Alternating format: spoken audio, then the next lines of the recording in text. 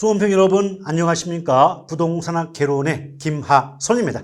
자, 이번 시간은 여러분과 더불어 이제 기초 강의 시간이다 보니까 기초적인 용어 몇 가지씩 골라가지고 가볍게 정리하는 시간을 가져보도록 하겠습니다. 자, 첫 번째 나지 대지 이런 말 나왔는데 이것은 부동산의 분류 중 토지 분류에 해당이 됩니다. 일단 첫 번째 나지가 나왔죠. 나지라고 하는 것은 한마디로 말하면 건물이 없는 땅이라고 보시면 됩니다. 건물이 없다, 땅만 있다 라고 보시면 됩니다. 그러면 건물이 없는 땅인데요. 잘 보세요. A라는 땅이 있어요. 근데 그 땅 위에 어떠한 건물도 없는 땅이 바로 나지라고 이해하시면 됩니다. 그럼 나지가 출제가 될 때의 문장 표현과 또한 건부지와 비교해 봤을 때 어떤 성격을 담고 있는가를 가볍게 얘기를 드려 볼게요. 일단 나지라고 할 때는요. 문장이 시험에 나올 때는 어떻게 출제가 된다. 나지란 지상에 건축물 등 개량물이 없는 토지로서 지상권 등 토지의 사용 수익을 제한하는 사법상 권리가 설정되지 않은 토지를 말한다 라고 출제가 되고 있다는 겁니다. 근데 여기서 보시면 말이죠. 물리적 제한 및 공법상 제한을 받지 않는다 그랬죠. 이 말은 곧 공법상 제한은 받는다는 뜻이에요. 자, 공법상 제한은 받는다. 저 과거 기출문제에서 어떻게 나왔냐면 나지를 써놓고 공사법상 제한을 받지 않는다라고 해서 틀렸던 문제가 있다는 겁니다. 사법상 제한은 받지 않지만 공법상 제한은 받는 땅이라고 일단 이해할 필요가 있는 것이고 또 읽어보니까 나지의 가치는 일반적으로 건부지 가치보다 높게 평가된다 그랬죠. 이게 왜 그러냐면 잘 생각해 보세요. 나지는 땅 위에 건물이 없습니다. 근데 그에 비해서 건부지는 땅 위에 건물이 있다는 거죠. 그럼 상식적으로 건물이 없는 땅과 건물이 있는 땅을 비교해 본다면 토지거래 자체, 토지의 거래 자체만 놓고 본다면 건물이 없는 땅인 나지가 건물이 있는 땅인 건부지보다 땅의 거래 자체는 보다 쉽지 않겠습니까? 맞죠? 그래서 이때 토지 거래가 용이하다 이 말을 뭐라고 말하냐면 시장성이 풍부하다라고 얘기합니다. 그럼 나지는 건부지보다 거래 가능성, 시장성이 높다라고 볼 수가 있는 것이고 두 번째 건물이 없는 나지는요.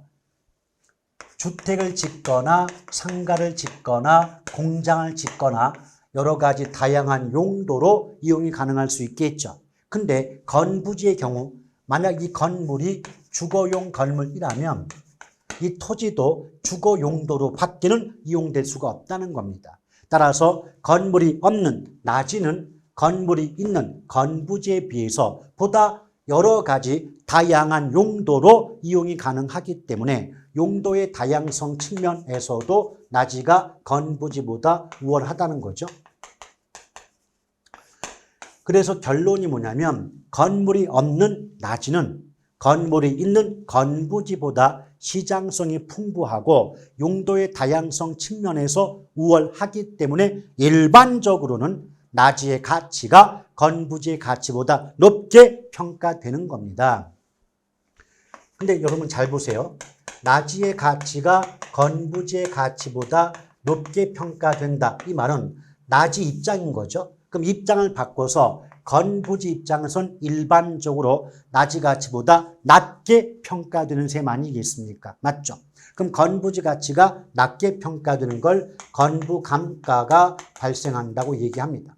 그럼 대부분의 경우는 건부감가가 발생하지만 예외적으로 건부증가가 발생하는 경우도 있다는 거죠. 즉 건부지이기 때문에 오히려 토지 가치가 높게 평가되는 경우도 있다는 겁니다. 이 건부증가의 가장 대표가 바로 토지보상구역 내의 건부지라고 알고 계시면 되겠죠.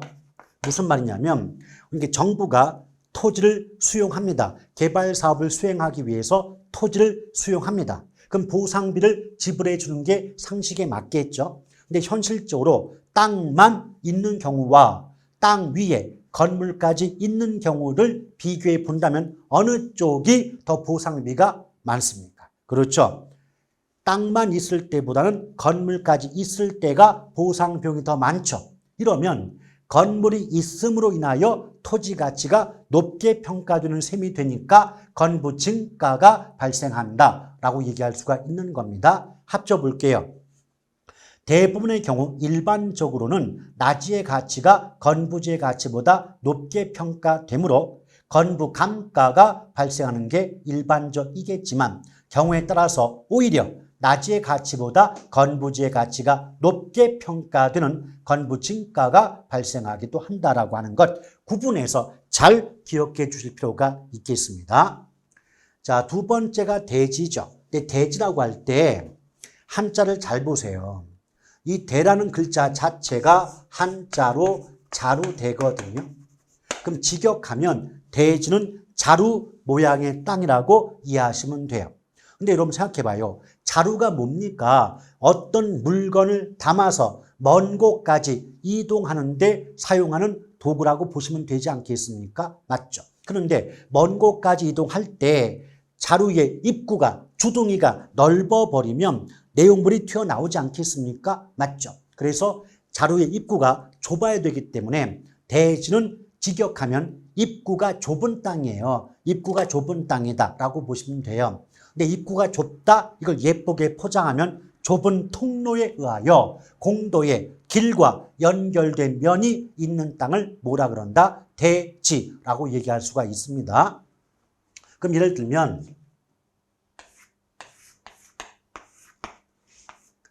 이렇게 이제 A라는 주택이 있고 요 뒤에 B라는 주택이 있다라고 가정해 볼게요. 그러면 A 주택은 곧바로 대로변에 위치해 있기 때문에 입구가 넓죠. 근데 B 주택 가려면 요 입구가 좁단 말이에요. 입구가 좁은 땅에 B라는 주택이 세워져 있지 않습니까? 이처럼 입구가 좁은 부분의 땅을 뭐라 그런다? 대지라고 볼 수가 있는 거죠. 오케이? 자, 그렇기 때문에 대지의 경우는 가치는 깎여요. 그러니까 대지를 우리가 일반적인 말로 바꾸면 골목 안쪽의 땅이라고 보시면 되죠. 골목 안쪽의 땅이 대지입니다. 그럼 대로변의 땅보다는 골목 안쪽의 땅은 값어치는 깎이겠죠. 그럼 대지 감가가 발생합니다. 가치가 깎인다는 말을 두 글자로 감가라고 하지 않겠습니까? 맞죠? 그러나 건축허가는 받을 수 있죠. 현실적으로도 골목 안쪽이라고 해서 집이 세워져 있지 않은 건 아니지 않습니까? 주택은 세울 수 있는 거죠. 건축은 할 수가 있는 땅이죠. 그게 바로 대지죠. 근데 이 대지와 비교가 되는 게 바로 맹지입니다. 맹지는 요 맹이 한자로 앞못 볼 맹입니다. 그럼 땅이 앞을 보지 못한다? 이게 무슨 말이냐면 땅인데 사방이 다른 땅으로 에워싸여 있기 때문에 공도와 길과 접속된 연결된 면이 없는 땅을 맹지라고 합니다. 사방이 다른 땅으로 막혀있기 때문에 눈에 뵈는 게 없다고 해서 앞못 볼 맹을 써서 맹지 이렇게 얘기할 수 있는 거죠. 그래서 이제 그림을 살짝 그리면 여기서 사각형 하나하나가 땅입니다. 근데 가운데 땅을 A라고 본다면 A는 사방이 다른 땅으로 에워싸여 있기 때문에 그 땅에 어떤 면도 길과 즉 도로에 연결된 면이 없지 않습니까? 이처럼 사방이 다른 토지에 에워싸여 있기 때문에 길과 연결된 다른 말로 접속된 면이 없는 땅을 맹지라고 하죠. 맹지의 경우는 원칙적으로 건축허가를 받을 수가 없다는 겁니다. 이래서 대지는 가치가 깎일지언정 건축허가는 받을 수 있는 반면 맹지는 가치는 깎이면서 건축허가도 받을 수 없다는 부분에 차이가 있다라고 보시면 되죠. 자, 준부동산 나왔군요. 근데 준부동산은 뜻이 본질적으로는 부동산이 아니지만 등기 등록에 공시수단을 갖춤으로써 부동산에 준하여 취급되는 특정의 동산 등을 준부동산이라고 얘기할 수 있는 거죠. 여기서 포인트가 준이거든요. 준. 원래 준이라는 글자는 원래는 그것이 아니지만 원래는 아니지만 그런 것처럼 취급해 줄 때 우린 준자를 붙여준다는 거죠. 이 준자 붙는 것 중에 대표적인 경우가 각종 공사, 공기업 아시죠? 뭐 수자원공사, 한국전력공사 있지 않습니까? 각종 공기업에 근무하는 분들을 준 공무원 그러잖아요. 그럼 여러분 생각해 보십시오. 본질적으로 공기업에 근무하는 분들은 공무원이 아니에요. 공무원이 아니지만 사회적 지위나 대우 면에서 공무원에 버금가기 때문에 준자를 붙여주는 게 아니겠습니까? 맞죠? 그래서 준이라는 글자는 원래는 그것이 아니지만 그런 것처럼 취급해 준다는 뜻이죠.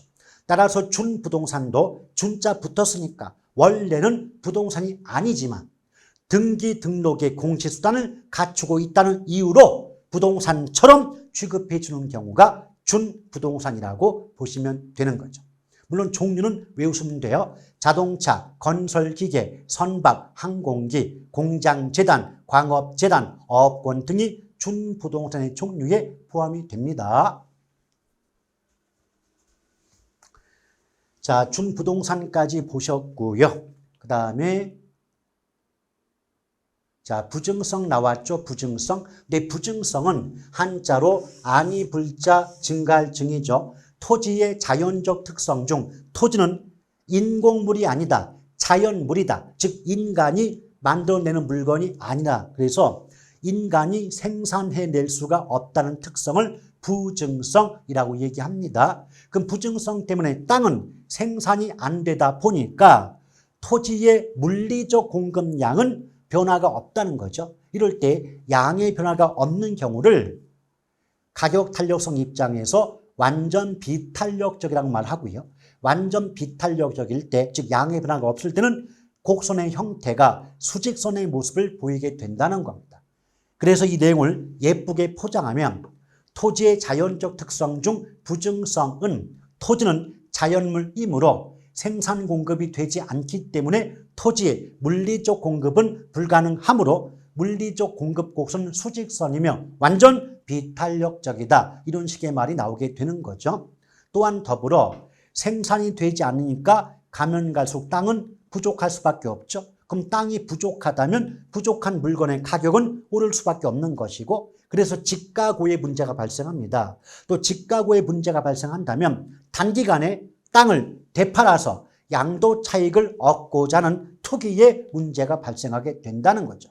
그래서 어떻게 말이 나오게 되냐면 토지의 자연적 특성 중 부증성 때문에 토지 부족, 지가고, 토지 투기 등을 비롯한 각종 부동산 문제 발생의 근본적인 원인이 된다. 이런 식의 말이 자주 등장하고 있다는 겁니다. 아시겠죠? 자, 그 다음 수요가 나왔죠. 그러면 수요는 공급과 더불어 일정 기간을 정해 놓았을 때 측정이 가능한 유량 개념에 해당이 된다는 거죠. 그래서 의미를 얘기해 보면 수요란 일정 기간 동안 재화와 용역을 구매하고자 하는 의사 또는 욕구를 말한다라고 볼 수가 있는데 이렇게 보시면 돼요. 어떤 물건을 사고 싶다. 그 사고 싶어하는 마음 자체가 수요라고 이해하시면 되겠습니다. 또한 더불어 일정 기간자가 나왔기 때문에 수요는 유량 개념인데요. 유량은 영어로 FLOW, 플로우에 해당이 된다라고 볼 수가 있는 거고요. 또 재화라는 말은 상품, 물건을 의미한다고 보시면 됩니다. 또한 구매하고자 한다 그랬죠. 그럼 구매하고자 한다는 건 이미 샀다가 아니라 앞으로 사려고 한다의 의미가 되기 때문에 구입이나 소비의 행위가 이루어지기 전이지 않겠습니까? 그럼 어떤 행위가 이루어지기 전이기 때문에 사전적 개념에 해당이 된다라고 보시면 됩니다. 그래서 의미를 통해서 유량 개념이고 사전적 개념인 걸 알 수가 있는 거고요. 자, 수요 법칙이 있죠. 근데 수요 법칙은요. 수요자 붙었죠. 무조건 수요가 나오면 뭐다? 사는 쪽 입장. 사는 쪽 입장에서 해석할 필요가 있습니다. 자, 수요 법칙은요. 어떤 물건의 가격과 그 물건의 수요량은 서로 반대 방향으로 변동한다는 원리를 수요 법칙이라고 얘기합니다. 이게 무슨 말이냐면 자, 분명히 수요는 사는 쪽 입장인 건 아시죠? 자, 사는 쪽 입장에서 내가 사고 싶은 물건의 가격이 올랐대요. 그럼 가격이 오른다는 건 우리말로 바꾸면 비싸다. 자, 비쌉니다. 그럼 값이 비싸지면 그 물건을 더 사게 됩니까? 덜 사게 됩니까? 덜 사게 되겠죠. 값이 비싸면 덜 사요. 그러면 결국 수요량은 감소할 수밖에 없는 거죠. 자, 반대로 가격이 내려갑니다. 자, 가격이 내려가요. 가격 내려간다는 건 값이 싸진다. 그럼 싼 건 더 많이 사려고 하겠죠? 그럼 더 사게 돼요. 그럼 수요량은 증가할 수밖에 없는 거겠죠. 그럼 화살표 방향 잘 보세요. 가격 오르면 수요량이 감소하고 가격이 내리면 수요량이 증가하니까 가격과 수요량은 서로 반대 방향으로 바뀌죠. 이렇게 반대 방향으로 바뀔 때 반비례 관계에 있다라는 말을 쓰게끔 됩니다. 이것이 바로 수요 법칙이다. 근데 이 수요 법칙을 우리말로 바꾸면 물건값 비싸면 덜 사고 물건값 싸지면 더 산다. 그걸 예쁘게 포장할 때 수요 법칙이라고 말할 뿐인 겁니다. 아시겠죠? 자, 이번 시간도 고생 많으셨고요. 다음 시간에 다시 뵙도록 하겠습니다. 대단히 수고하셨습니다. 고맙습니다.